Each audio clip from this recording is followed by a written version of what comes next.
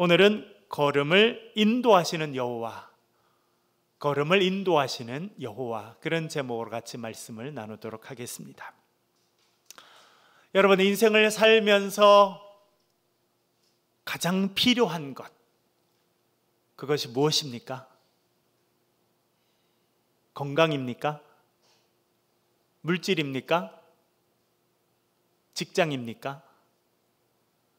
이 모든 것이 소중하고 꼭 필요합니다. 그런데 가장 필요한 것은 지혜라, 그렇게 잠언은 우리에게 말해주고 있습니다. 지혜는 금보다도 훨씬 더 귀합니다. 값비싼 진주보다도 훨씬 더 가치 있는 것이다, 그렇게 말해주고 있습니다. 왜냐하면 지혜는 그 지혜를 얻은 자에게 생명나무와 같기 때문이라 말씀하고 있습니다. 잠언 3장 18절 말씀 화면을 보면서 같이 한번 읽겠습니다. 시작. 지혜는 그 얻은 자에게 생명나무라, 지혜를 가진 자는 복되도다. 아멘. 지혜는 그 사람에게 뭐가 되어준다고 말합니까? 생명나무라는 거예요. 참 중요한 비유입니다. 생명나무, 지혜를 얻은 사람에게 생명이 되어준다는 것입니다. 그리고요, 그것은 물가에 심기운 나무처럼 자라고 성장하게 됩니다.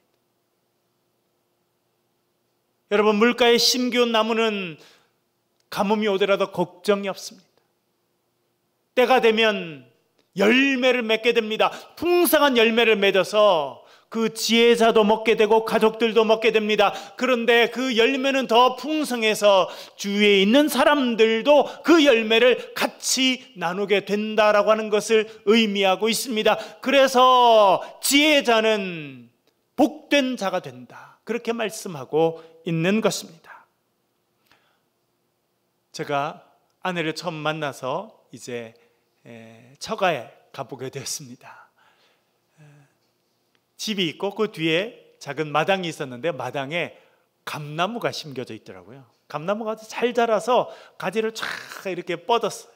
가을에 되니까요, 주렁주렁 감이 열렸습니다. 그런데 그 감나무 가지의 많은 가지는요, 담을 넘어서 옆집에 가 있더라고요. 그래서 제가 아내한테 물어봤죠. 저거는 이 집 거냐 저 집 거냐? 여러분, 담을 넘어서 가지가 가 있고 거기 감이 열려 있으면 우리 집 거예요, 그 옆집 거예요?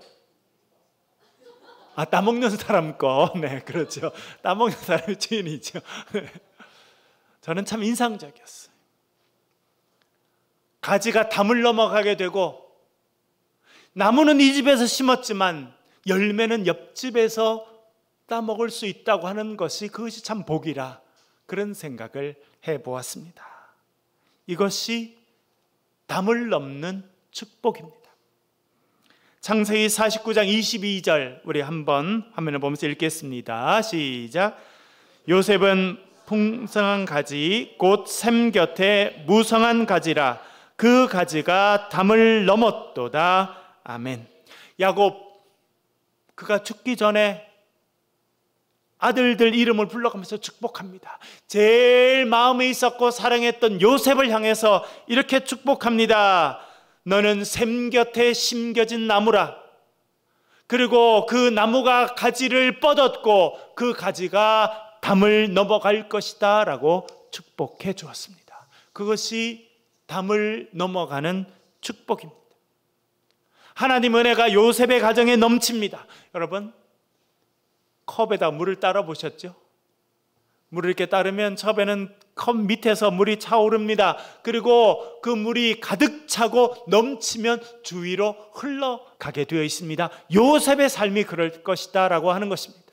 하나님께서 요셉의 삶에 복을 주시고 그 복이 넘쳐서 담을 넘어가서 주변의 사람들도 그 은혜를 누리는 인생이 될 것이다 라고 아버지가 축복해 주었습니다. 그것은 그의 인생에 이루어지는 삶이 되었습니다. 여러분, 요셉은 이렇게 가지가 담을 넘어가는 그런 인생의 복을 누렸습니다. 어떻게 그 일이 가능했습니까? 하나님의 인도하심을 믿고 고백하였기 때문입니다. 잘 아시는 대로 요셉은 아버지의 큰 사랑을 받았습니다. 아버지의 사랑을 받는 만큼 형들의 미움도 받았습니다. 형들이 요셉을 미워했습니다. 그를 죽이려고 하다가 죽이지는 말자 하고 그를 미디안 상인 손에 팔아버립니다. 부잣집 사랑받던 아들에서 하루아침에 그는 노예시장에 팔리는 노예가 되었습니다. 이집트의 왕 바로를 경호하는 경호대장 보디발이 노예시장에서 요셉을 사옵니다. 그는 노예가 되었지만 열심히 성실하게 지냈습니다. 자기를 유혹하는 주인 마님의 유혹도 물리쳤습니다. 그러나 억울한 누명을 쓰고 이제는 감옥에 던져지게 되었습니다. 인간적인 생각으로 보면, 기준으로 보면요, 그는 나락으로 떨어지고 실패하고 또 실패하는 인생이라 생각하기 쉬웠습니다. 그러나 그 감옥에서 그는 바로 왕의 술 맡은 신하를 만나게 됩니다. 그것이 인연이 되어서 바로 왕의 꿈을 해석해 주게 되고 그는 하루아침에 이집트의 총리 대신이 되었습니다. 지혜로운 요셉으로 인해서 풍년 동안 곡식을 모아두고 이제 흉년이 다가옵니다. 그럴 때 그 모아놓았던 재물을 파는 일을 이 요셉이 하게 되었습니다. 하루는요, 누가 왔을까요? 자기를 팔았던 형들이 곡식을 사기 위해서 와서 자기 앞에 엎드렸습니다. 그런데 형들이 알게 됐어요. 우리가 엎드려서 먹을 것을 달라고 하는 그 총리 대신이 자기들이 팔아버렸던 동생이라는 것을 알고 두려움 가운데 떨었습니다. 그때 요셉이 이렇게 말합니다. 창세기 50장 20절 말씀 같이 화면을 보면서 읽겠습니다. 시작. 당신들은 나를 해하려 하였으나 하나님은 그것을 선으로 바꾸사 오늘과 같이 많은 백성을 생명을 구원하게 하시려 하셨나니 아멘. 이것이 요셉의 신앙 고백입니다. 요셉이 말합니다. 형들, 당신들은 나를 미워했습니다. 그래서 나를 죽음의 골짜기로 던지기 위해서 나를 팔아버렸습니다. 그러나 나를 이곳에 보낸 분은 형들이 아니라 하나님이십니다. 하나님은 형들의 악한 마음을 선하게 바꾸셨습니다. 그래서 나를 이집트로 보내시고 이제 내가 총리 대신이 되게 하셨습니다. 그래서 형들을 살리게 하시고 주변에 있는 많은 사람들을 살리는 일에 저를 사용하고 계십니다. 두려워하지 마십시오. 내가 형들과 형들의 가정을 지켜주고 먹여줄 것입니다 라고 이야기하고 있는 것입니다. 여러분, 요셉은 그것을 깨닫게 됩니다. 때때로요, 요셉도요, 왜 자기의 삶에 그런 고난이 계속 오는지 알지 못했을 것입니다. 왜 노예가 되어야 되는지, 왜 성실하게 살았지만 억울한 누명을 쓰고 감옥에까지 들어가야 되는지 때때로 그는 알지 못했습니다. 그러나 그가 하나님의 뜻을 하루 깨닫게 됩니다. 아, 그렇구나. 하나님께서 나뿐만 아니라 우리의 형들을 살려주고 이 뒤에 있는 많은 사람들을 죽음으로부터 구원하시기 위해서 하나님께서 내 발걸음을 지금까지 인도하셨구나. 그는 깨닫게 된 것입니다. 그래서 형들에게 말합니다. 형들 두려워하지 마십시오. 나를 이곳에 보낸 사람은 형들이 아니라 하나님 아버지이십니다. 하나님께서 내 인생을 인도하시고 지금은 내 인생을 통해서 위대한 구원의 역사를 이루고 계십니다라고 고백하고 있는 것입니다. 여러분, 이 요셉의 고백이 저와 여러분의 고백이 될 수 있기를 주의 이름으로 간절히 축원합니다. 하나님께서 요셉의 발걸음을 인도하셨습니다. 그 하나님께서 저와 여러분의 발걸음을 지금도 인도해 주시는 줄로 믿습니다. 오늘 본문에서 지혜자가 이렇게 말합니다. 잠언 16장 9절 말씀 화면을 보면서 큰 소리로 같이 읽겠습니다. 시작. 사람이 마음으로 자기의 길을 계획할지라도 그의 걸음을 인도하시는 이는 여호와시니라. 아멘. 여러분, 잠언 전체에 담겨있는 지혜의 핵심이 여기 있습니다. 사람이 마음으로 자기의 길을 계획한다는 거예요. 다 그렇죠, 여러분. 어린아이뿐만 아니라 어른이 돼도요, 내가 이렇게 해야지, 저렇게 살아야지, 이곳에 가야지, 이 일을 해야지, 다 그렇게 생각해요. 그러나 우리가 경험하는 것은 무엇이냐면, 사람이 자기의 길을 계획한다 할지라도 그 걸음을 인도하시는 이는 여호와 하나님이신 줄로 믿습니다. 솔로몬이 그걸 깨달았어요. 지혜자가 그걸 깨달았습니다. 여러분, 이것이 지혜자의 모습입니다. 지혜자는 그렇게 말합니다. 사람이 자기의 길을 계획할지라도 하나님께서 인도해 가시니 하나님을 인정하며 살아가라 라고 말하고 있는 것입니다. 여러분, 어떤 사람이 지혜자입니까? 지난주에 살펴본 것처럼 범사에 하나님을 인정하는 사람입니다. 그 하나님께서 지금도 살아 역사하셔서 내 삶을 이끌어 가시고 하나님께서 나를 통해서 구원의 역사를 이루심을 것을 믿고 살아가는 그 사람이 지혜자인 줄로 믿습니다. 매일 하나님을 인정하고 하나님을 경외하며 살아가는 사람, 그 사람이 지혜자요, 그 사람이 복된 사람인 걸로 성경에서 말씀해 주고 있습니다. 여러분, 오늘 예배 드리는 분들 중에도 심각한 병으로 고민하고 있는 분들이 있습니다. 항암 치료를 진행하고 있는 분들도 있습니다. 어렵고 힘듭니다. 그러나 낙심하지는 마십시오. 하나님께서 여러분을 치료해 주실 줄로 믿습니다. 그리고 여러분이 치료된 이후에 여러분을 통해서 여러분이 겪는 어려움을 겪어가는 사람을 위로하는 도구로 사용해 주실 줄로 믿습니다. 어떤 사람은 차별받고 지냈습니다. 여성이라 차별받고, 딸이라 차별받고, 가난한 집에 태어나서 차별받고,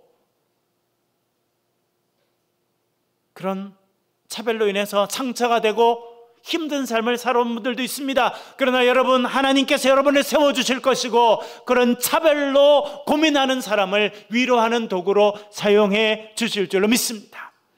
어떤 분들은 사업에 실패했어요.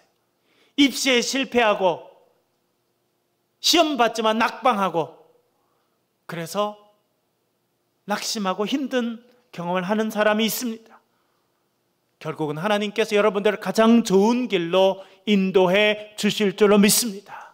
그리고 여러분처럼 실망하고 낙심하고 실패한 사람들을 위로하는 도구로 사용해 주실 줄로 믿습니다. 그 하나님이 우리 하나님이십니다. 하나님은 실수하지 않으시는 분입니다. 때때로 우리가 그 고난의 길을 겪어갈 때는 하나님이 실수하는 게 아닌가, 하나님이 나를 버린 거 아닌가, 그렇게 생각될 때도 있습니다. 그러나 그렇지 않습니다. 하나님은 그 모든 과정을 통해서 우리의 인생을 세밀하게 인도해 주시는 분이신 줄로 믿습니다. 한국 교회의 아버지로 불리는 분이 영락교회를 섬기셨던 한경직 목사님이십니다. 그분은 선교사님의 도움을 받아서 미국으로 유학 가게 됩니다. 엠포리아 대학이라고 하는 곳에서 다시 대학 과정을 공부하고 프린스턴 신학교에 가서 최우수 학생으로 공부를 합니다. 그리고 이제 박사 과정에 가서 공부할 계획을 가집니다. 학교 입학하기 위해서 다시 신체 검사를 받아야 했는데 검사를 받으니까 폐결핵 판정이 나왔습니다. 소위 말하는 폐병이죠. 그 당시는 미국에서도 결핵약이 개발되지 않았습니다. 그래서 미국 사람들도 결핵에 걸리면 그것이 사형 선고라고 받아들였습니다. 그는 박사과정을 공부하고 박사가 되길 원했는데 폐병 환자가 되었습니다. 아무도 아는 사람이 없는 그 이국 땅에서 쓸쓸히 그는 죽음의 골짜기를 걷게 된 것입니다. 그러나 하나님께서 그를 불쌍히 여기셔서 사람들을 보내주십니다. 피터슨이라고 하는 의사분을 만나게 됩니다. 그가 장로교 신학교에 다녔던 학생인 줄 알고 그를 장로교 병원으로 보내줍니다. 나중에는 알버커키라고 하는 그 미국 서부에 지금도 가면 알버커키라고 하는 도시가 있는데요. 저들도 이사할 때 일부러 그곳에 한번 가봤습니다. 아주 건조한 지역이고 높은 그런 지역인데 그곳에서 그냥 요양하는 거 외에 딴 방법이 없었어요. 그는 침대에서 6개월은요 몸을 일으킬 수 없는 상황 가운데 살았습니다. 죽음의 그림자가 그를 깊이 덮고 있었습니다. 그럴 때 하나님께서 의사들을 보내주시고 간호사를 보내주시고 때때로 자기에게 꽃을 꺾어다 갖다 주는 사람을 보내주시고 그를 격려해 주시는 사람을 만나게 됩니다. 2년이 지나고 그는 완쾌되었습니다. 그는 자신의 책에서 이렇게 고백하고 있습니다. 알버커키에서 보낸 2년간의 요양은 육신은 물론 영적으로도 회복되는 큰 축복이었다. 오랜 세월 병상에 누워본 경험은 이후에 목회에 큰 도움이 되었다. 병중에 있는 지체들을 잘 이해할 수 있었고 하나님의 위로하심을 내 경험을 통해 전달할 수 있었다 라고 고백하셨습니다. 아무도 아는 사람이 없는 이국 땅에서 그는 죽음의 위기를 경험했습니다. 죽음의 골짜기를 경험하였습니다. 그곳에서 혼자 쓸쓸히 죽는 것이 아닌가 두려움과 힘든 시간을 보냈습니다. 그러나 하나님께서 그때 하나님의 사람들을 보내주십니다. 위로해 주셨습니다. 그가 치료되고 회복되게 하셨습니다. 그래서 그는 박사과정을 공부하려고 했던 계획을 변경하고 고향으로 돌아옵니다. 신의주에서 교회를 맡아서 목회하게 됩니다. 그리고 병든 사람들을 신방하고 낙심한 사람들을 신방하고 그들을 위로하는 일을 하게 됩니다. 북한이 공산 정권이 되자 그는 남한으로 내려와서 고향을 잃어버린 실향민들을 위로하는 그런 교회를 세우게 되고 그는 결국 장로교회의 아버지라고 하는 이름을 얻게 됩니다. 여러분, 하나님께서 여러분의 형편과 처지를 아시고 우리의 발걸음을 인도해 주시는 줄로 믿습니다. 지금 겪는 어려움과 힘든 일이 있습니다. 낙심하지 마시길 바랍니다. 어떤 사람은요, 그때 낙심해요. 내가 기도했는데 하나님 내 기도 안 들으시네, 하나님 나한테는 관심 없으시네 하고 낙심하는 사람이 있어요. 여러분, 낙심하시면 안 됩니다. 하나님, 이 어려움을 통해서 저를 변화시켜 주시고 이 어려움을 통해서 저를 위로의 도구로 세워 주실 줄로 믿습니다라고 기도하실 수 있기를 간절히 바랍니다. 그러면 하나님께서 반드시 그 기도를 들으시고 여러분을 가장 좋은 길로 인도해 주실 줄로 믿습니다. 사람이 마음으로 자기의 길을 계획하지만 그 계획대로 길이 열려지지 않을 때가 있습니다. 하나님께서 이 길을 열어주시지 않을 때가 있습니다. 왜 그렇습니까? 더 좋은 길을 예비하셨기 때문입니다. 우리를 더 좋은 길로 인도하시기 원하시고 그 과정 가운데 우리가 서 있다고 하는 것을 믿음의 눈으로 바라보실 수 있기를 간절히 바랍니다. 그리고 결국 하나님께서는 우리에게 더 좋은 길을 열어주실 줄로 믿습니다. 여러분, 부모님은요, 어떤 마음을 갖고 있습니까? 자식에게 좋은 걸 주십니까? 자식에게 별로이고 나쁜 걸 주십니까? 여러분, 부모님 보시니까 좋은 걸 주시던가요? 나쁜 걸 주시던가요? 맛있는 건 부모님 다 드시고 맛없는 건 나한테 주시던가요? 제가 유학 때인데요, 처음에 유학 가가지고 듀크 대학이라고 하는 아주 좋은 학교에서 공부할 수 있는 은혜를 주셨습니다. 신학대학이 있고 그 바로 옆에 듀크 채플이라고 하는 남부에서 가장 멋진, 그리고 가장 많은 사람들이 예배드리는 너무 멋진 채플이 있어요. 그 옆에 잔디밭에 우리 한국에서 온 목사님들, 유학생들 4명이었는데 자주 모여서 같이 이렇게 도시락을 까먹었어요. 그때가 제일 이제 재밌는 또 기쁜 그런 시간 중에 하나였는데, 이렇게 밥을 먹다가 어느 목사님이 그러는 거예요. 어제 저녁에 공부하다가 집에 들어갔는데 아내가 자기가 제일 좋아하는 반찬을 했더라는 거예요. 그래서 자기가 너무 감격했대요. 이렇게 가난한 유학생 살림에 아내가 나를 이렇게 생각해서 내가 제일 좋아하는 반찬을 했구나 하고 반찬을 덥석 집었다는 거예요. 그랬더니 사모님이 그러더라는 거예요. 그거 아들 먹으라고 한 거예요. 아들이 자기를 닮아가지고 자기가 제일 좋아하는 반찬을 얘도 제일 좋아하는 거예요. 그래서 사모님이 누구 먹으라고 한 거라는 거예요. 그래가지고 자기가 그 반찬을 살며시 내려놨대요. 그리고 마음이 좀 섭섭했다는 거예요. 그런데 그 아들이 그 반찬을 아주 맛있게 먹더라는 거예요. 그렇게 아들이 맛있게 반찬을 먹고 하는 모습을 보니까 마음이 좀 풀어지더라는 거예요. 그리고 나중에는 나는 못 먹어도 너라도 맛있게 먹으니 참 감사하다, 그런 생각이 들었답니다. 옛 어른들이 그러시죠. 마른 논에 물 들어가는 거하고 자식 목에 밥 넘어가는 것이 복이 제일 좋다. 들어보셨나요? 저만 들어봤나요? 들어보셨죠? 마른 논에 물 들어가는 거하고 자식 목에 밥 넘어가는 것이 제일 복이 좋다는 거예요. 그게 부모의 마음이에요. 자식 목에 밥 들어가는 거 보니까 속이 뒤집히더라. 그건 부모 아니에요. 그렇지 않나요, 여러분? 여러분, 부모도 그런데 하늘에 계신 우리 아버지 어떤 분이시겠습니까? 마태복음 7장 9절에서 11절 이렇게 말씀합니다. 같이 한번 읽겠습니다. 화면을 보면서 읽겠습니다. 화면을 띄워주시고요. 읽겠습니다. 시작. 너희 중에 누가 아들이 떡을 달라 하는데 돌을 주며 생선을 달라 하는데 뱀을 줄 사람이 있겠느냐? 너희가 악한 자라도 좋은 것으로 자식에게 줄 알거든 하물며 하늘에 계신 너희 아버지께서 구하는 자에게 좋은 것으로 주시지 않겠느냐? 아멘. 여러분, 부모가 악해도요, 자식이 떡을 달라는데 떡 대신에 돌을 줄 사람은 없어요. 자식이 생선을 먹겠다고 하는데 옛다 뱀이나 먹으라 하고 뱀을 던져줄 사람은 없다는 거예요. 여러분, 부모가 악해도 자식에게는 좋은 것을 주려고 한다는 거예요.